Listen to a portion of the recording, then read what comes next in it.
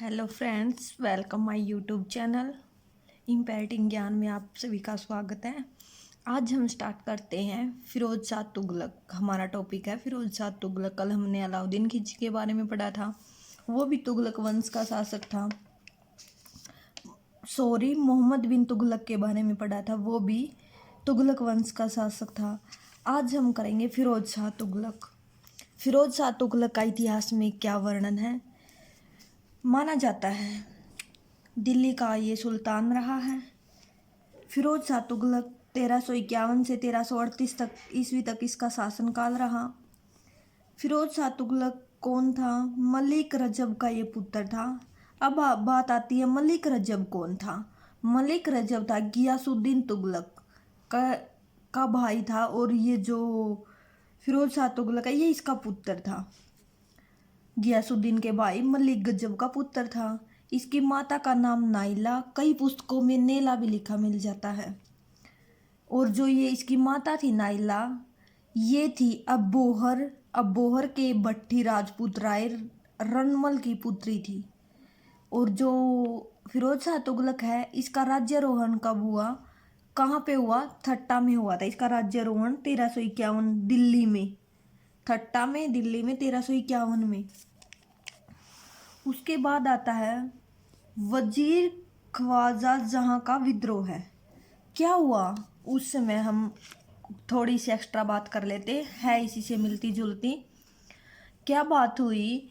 जो वजीर ख्वाजा जहां का विद्रोह क्या था, जब फिरोज शाह तुगलक गद्दी पर बैठा तो उसी समय वजीर ख्वाजा जहां का विद्रोह हुआ था।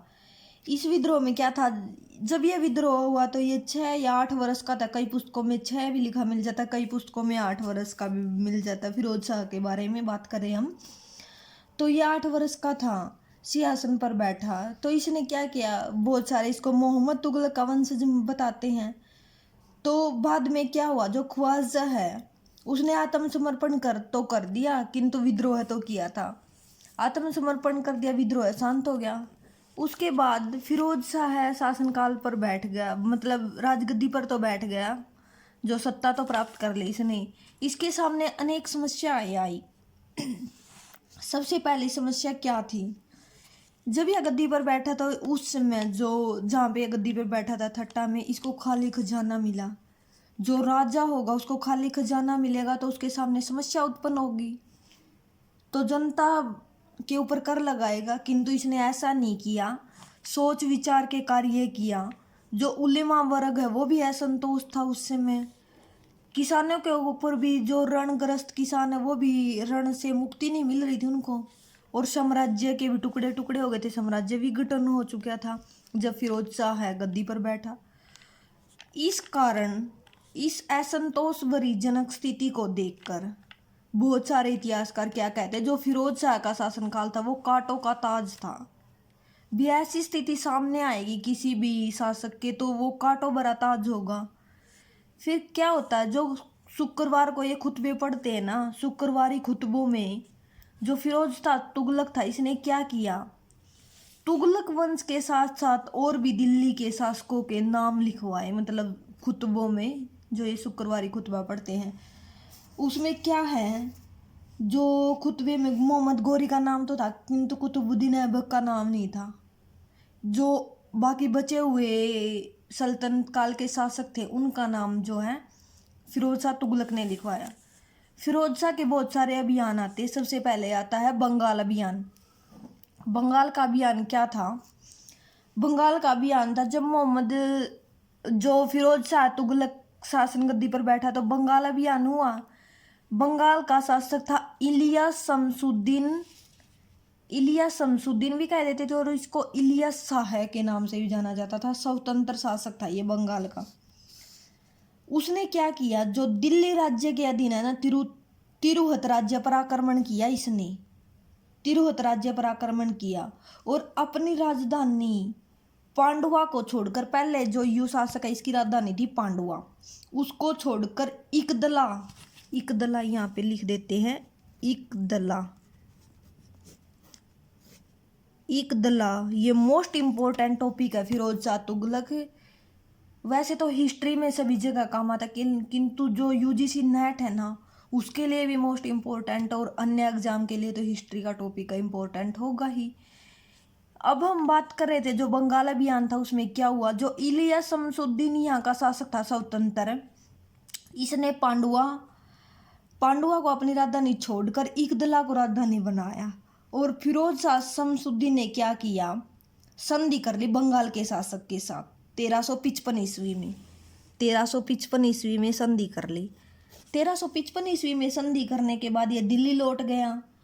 विद्रोह चलता रहा, असफल सा हुआ। जफर खान ने भी आक्रमण किया, फिरोज शाह को बंगाल पर आक्रमण करने का निवेदन किया। फिर क्या हुआ, जो असफल हो गया, दोबारा फिर कोशिश की फिरोज शाह ने। जो इकदिला दुर्ग पर विजय प्राप्त नहीं कर सका, फिर जो विद्रोह है असफल हो गया। कुल मिलाकर हम कह सकते हैं फिरोज शाह ने अभियान किया तो बंगाल के ऊपर अभियान युद्ध तो किया, किंतु असफल रहा, कोई फायदा नहीं हुआ इससे बंगाल पर अभियान करने का। उसके बाद आता हमारा नगरकोट अभियान। नगरकोट अभियान क्या था? नगरकोट अभियान 1361 में जो नगरकोट का शासक था उसने आत्मसमर्पण कर दिया। आत्मसमर्पण करने पर विवश कर दिया फिरोज शाह तुगलक ने। इसने आत्मसमर्पण कर दिया। जो सुल्तान है मूर्तियों को तोड़ फोड़ दिया इसने। इसमें माना जाता है कि जो गाय के मांस के टुकड़े और मूर्तियों को ब्राह्मण के गले में बांध कर नगर में घुमाया, मूर्ति पूजा के विरुद्ध भाषण दिए, मूर्तियों की विजय चिन्ह के रूप में मदीना भेज दिया। बस छोटा सा अभियान था। उसके बाद आता जाजनगर एवं ओडिशा अभियान। जाजनगर ओडिशा अभियान 1360 ईस्वी में हुआ था। क्या हुआ था? जो जाजनगर का अभियान हुआ था द्वितीय बंगाल अभियान के दौरान, जो दूसरा बंगाल अभियान है इसको जाजनगर, इसी समय जाजनगर अभियान भी हुआ था।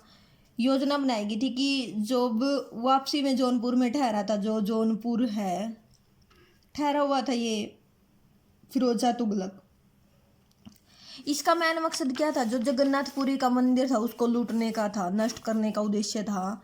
जो हमारा फिरोज शाह तुगलक की बातें कर रहे हैं हम, इसका जगन्नाथपुरी के मंदिर को नष्ट करना और वहाँ से जो भी सामान मिलेगा उसको प्राप्त करना था, इसका उद्देश्य था। किंतु क्या हुआ, जो जाजनगर का शासक था ना भानुदेव तृतीय था, ये भाग गया और तेलंगाना पहुंच गया। उसने क्या किया, पुरी के जगन्नाथ मंदिर को लूट लिया, नष्ट कर दिया, मूर्तियों को फेंक दिया और दिल्ली भेज दिया। जाजनगर से फिरोज तुगलक जो है छोटा नागपुर गया। भीषण जंगल में रास्ता भूल गया, वहाँ पे बहुत सारे सैनिकों की मृत्यु हो जाती है। कई महीने तक भटकने के बाद वह तुरंत बाद वापिस लौटने में सफल होता, वापिस दिल्ली आ जाता है। उसके बाद होता ठट्टा और सिंध का अभियान। ठट्टा एवं सिंध का क्या अभियान था? ठट्टा सिंध का अभियान था। वहाँ पे शासक था फिरोज शाह तुगलक ने। जब सिंध में जो है जाम्बवानिया का शासन था उस समय, उसके ऊपर आक्रमण किया, बारी हानि उठानी पड़ी, गुजरात की ओर भाग गया जाम्बवानिया जो शासक था। फिर 1363 में जो है सुल्तान गुजरात में रहने लगा। जो फिरोज शाह तुगलक था गुजरात में रहने लगा ठट्टा अभियान में। ये जाम्बवानिया अपनी जान बचाकर भाग गया गुजरात की तरफ। सुल्तान ने गुजरात शांति स्थापित करने के लिए वहाँ पे रहने लग गया। धीरे धीरे इसने सिंध पर आक्रमण किया, पुनः दोबारा आक्रमण की योजना बनाई। 1363 ईस्वी में इसने दोबारा आक्रमण किया और जाम्बवानिया को पराजित कर दिया और इसके ऊपर वार्षिक कर लगा दिया जाम्बवानिया के ऊपर। उसके बाद आती है हमारी वित्त व्यवस्था। कैसी वित्त व्यवस्था थी? वित्त व्यवस्था कैसी थी हमने पढ़ा था। जब फिरोज शाह शासनकाल प्रारंभ हुआ था, ये गद्दी पर बैठा था, इसके सामने बहुत सारी समस्याएं थी, तकाविरण, बहुत सारी सेना जो है पीड़ित हो चुकी थी। इसने तकाविरण को माफ कर दिया और एक राजस्व पदाधिकारी नियुक्त किया, ख्वाजा निजामुद्दीन, जो राजस्व पद का अधिकारी नियुक्त कर दिया। इसने क्या किया, पूरे संपूर्ण राजस्व की राशि जो पूरा भू राजस्व सभी के ऊपर 1/4/5 1/5 थी इसकी, जो ये कर लिया जाता था। इसने पूरे भू राजस्व की राशि क्या किया, 6,75,00,000 टंका तय कर दी, यानी कि पूरे साम्राज्य से लेनी। 24 प्रकार के करों को हटा दिया इसने। ये प्रथम ऐसा सुल्तान था जिसने ब्राह्मणों के ऊपर भी जजिया कर लगाया था। और 4 नए कर लगा दिए इसने। 24 नए करों को तो हटा दिया, 24 प्रकार के करों को तो हटा दिया, किंतु 4 नए कर लगा इसने। और ब्राह्मणों के ऊपर कर लगाने वाला भी प्रथम सुल्तान था। इसने लगाया जजिया, जकात, खम्ज और खराज, 4 प्रकार के कर लगाए। फिर इसके बाद आता है इसके सिक्के। इसके सिक्के कैसे थे? इसने चांदी का सिक्का चलाया जिसका नाम था ससगनी, जो 6 जित्तल के बराबर था, चांदी का सिक्का। उसके बाद इसने चलाया अद्दा नामक सिक्का, अदा नामक सिक्का चलाया, जो तांबा और चांदी एवं तांबा मिश्रित धातु से बना होता था, और यह जो है आधे जितल के बराबर होता था। फिर इसने एक सिक्का और चलाया, भीख नामक सिक्का। भीख नामक सिक्का चलाया इसने, भीख नामक सिक्का चलाया, ये भी मिश्रित धातु का बना होता था, यह 4 जितल के बराबर होता था। फिर इसने क्या किया, जो ये सिक्के चलाए थे ना, अपने नाम के साथ साथ खुद का नाम तो ये लिखता ही था, अंकित करवाता था। अपने पुत्र फतेह खां का नाम भी इसने अंकित करवाया। उसके बाद आती है हमारी सिंचाई व्यवस्था। सिंचाई व्यवस्था कहती थी इसके शासनकाल में। हमने इस वीडियो में पूरा फिरोज शाह तुगलक का शासनकाल, उसके अभियान पूरा डिस्कस कर लिया है, पूरा निचोड़ है इस वीडियो में फिरोज शाह तुगलक के शासन के बारे में। अब बात है इसकी सिंचाई व्यवस्था। इसकी सिंचाई व्यवस्था कैसी थी? इसने 2 नहरें निकलवाई, कई 5 भी बोल देते हैं, कई 4 भी बोल देते हैं। इसने 2 नहरें निकलवाई थी, एक यमुना नदी से और एक सतलुज नदी से। बहुत सारे कहते हैं इसने 4-5 निकलवाई, किंतु हमने ज़्यादातर पुस्तकों में 2 ही नहरों का जिक्र मिलता है। उसके बाद इसने क्या किया, 1200 फलों के, जो 1200 है फलों के बाग भी लगवाए।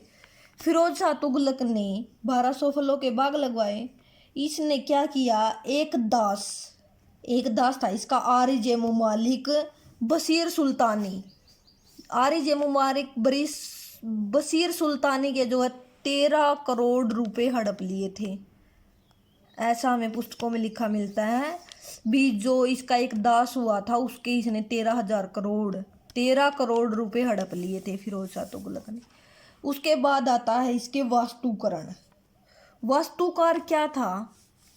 जो फिरोज शाह के शासनकाल में एक मलिक गाजी सहना और इसका शिष्य अहमद, ये 2 वास्तुकार थे। मोस्ट इम्पोर्टेंट है, ये एग्जाम में पूछे भी जाते हैं। और सबसे मोस्ट इम्पोर्टेंट है ये, जो अशोक द्वारा स्तंभ लेख थे ना, निर्मित स्तंभ लेख थे टोपरा और मेरठ के, इनको कौन लेके गया था दिल्ली? इनको फिरोज तुगलक दिल्ली लेके गया था। ये वेरी मोस्ट इम्पोर्टेंट टॉपिक है, वो वेरी मोस्ट इम्पोर्टेंट बात जो एग्जाम में बार बार पूछी जाती है। भी टोपरा और मेरठ के भी लेखों को, अशोक के द्वारा बनाए गए निर्मित स्तंभ लेख को कौन दिल्ली लेके गया था? फिरोज तुगलक दिल्ली लेके गया था। उसके बाद आता है इसने रोजगार ब्यूरो की स्थापना की। रोजगार ब्यूरो क्या था? जो मुस्लिम बेरोजगार लोग थे उनके लिए रोजगार ब्यूरो की इसने स्थापना की फिरोज तुगलक ने। रोजगार ब्यूरो की स्थापना की। फिर उसने दिल्ली में अस्पताल भी बनवाए मरीजों के लिए, और उस अस्पताल का नाम क्या लिख दिया? दर उल सफ़ा अस्पताल का नाम लिख दिया।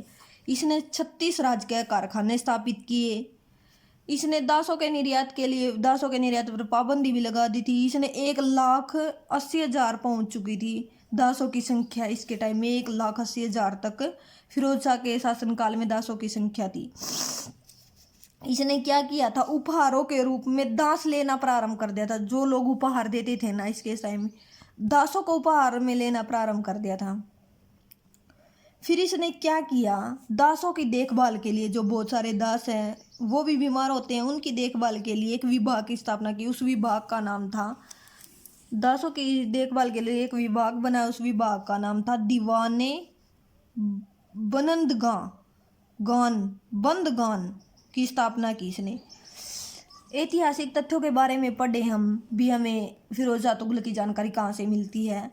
ऐतिहासिक तथ्यों के बारे में पढ़े हमें जानकारी मिलती है जियाउद्दीन बर्नी के समझे सिराज से। जियाउद्दीन बर्नी समझे सिराज। उसके बाद आता है जियाउद्दीन बर्नी के समझ सिराज, अफीम ने इसको संरक्षण प्रदान किया था। उसके बाद बर्नी ने तारीख़ फिरोज शाही और फतवाए जादारी पुस्तक लिखी थी।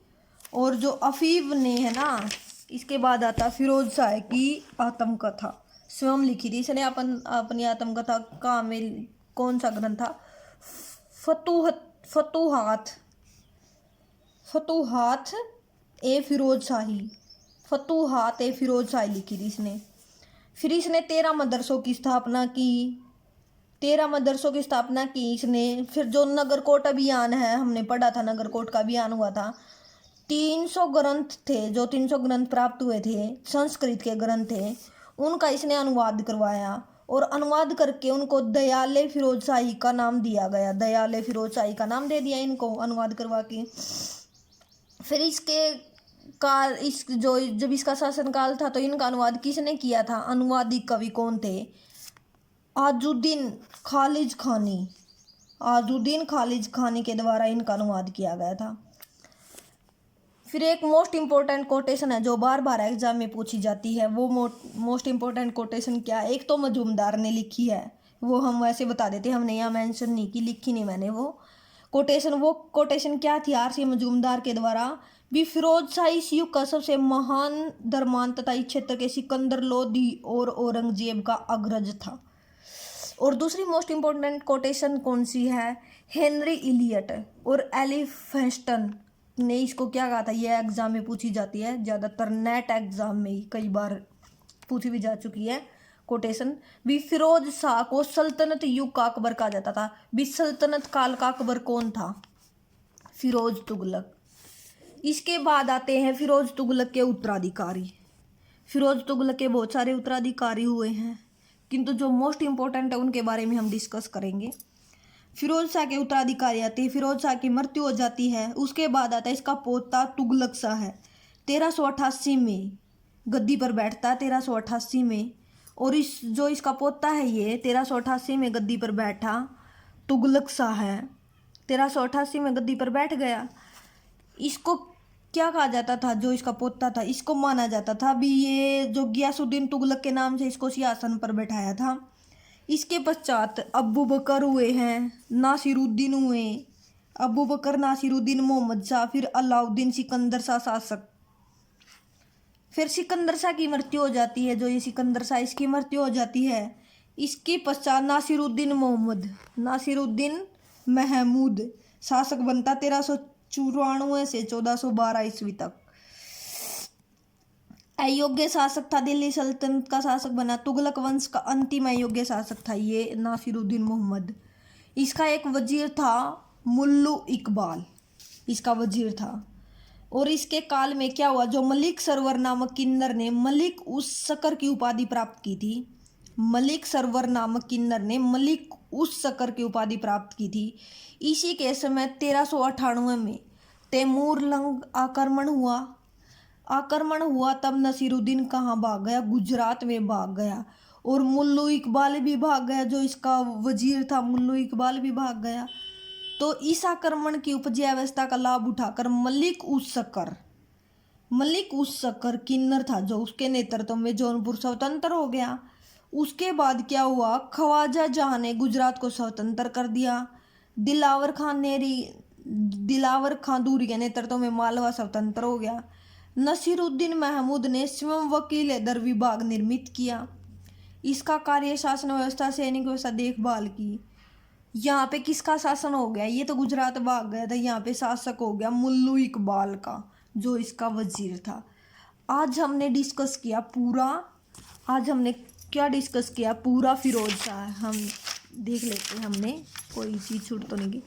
आज हमने पूरा फिरोज शाह तुगलक के बारे में डिस्कस किया। कल किया था महमूद तुगलक के बारे में। आपको मेरी वीडियो कैसी लगी? अच्छी लगी हो तो कमेंट करके बताइए, शेयर कीजिए, कमेंट कीजिए, मेरे चैनल को सब्सक्राइब कीजिए और जुड़े रहिए मेरे चैनल इम्पैक्टिंग ज्ञान से। कोई गलती हो तो उसके लिए भूल चूक होती रहती है, हम भी आपकी तरह हैं। Thank you. देखते रहिए मेरी वीडियो, मेरे चैनल यूट्यूब पर इम्पैक्टिंग ज्ञान से जुड़े रहिए।